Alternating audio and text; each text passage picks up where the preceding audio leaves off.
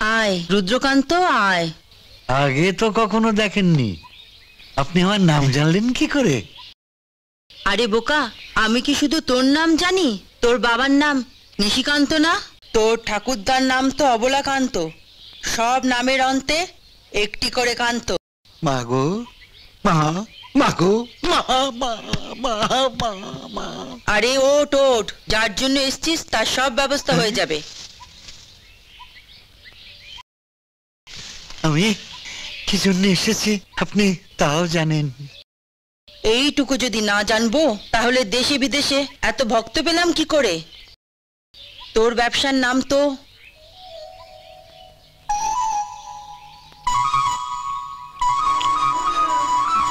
তোর ব্যবসার নাম আমি তোর কপাল দেখে বলবো।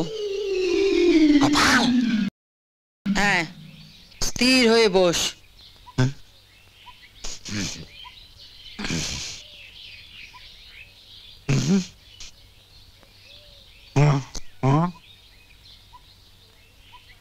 Chowdhury spice and rice mill.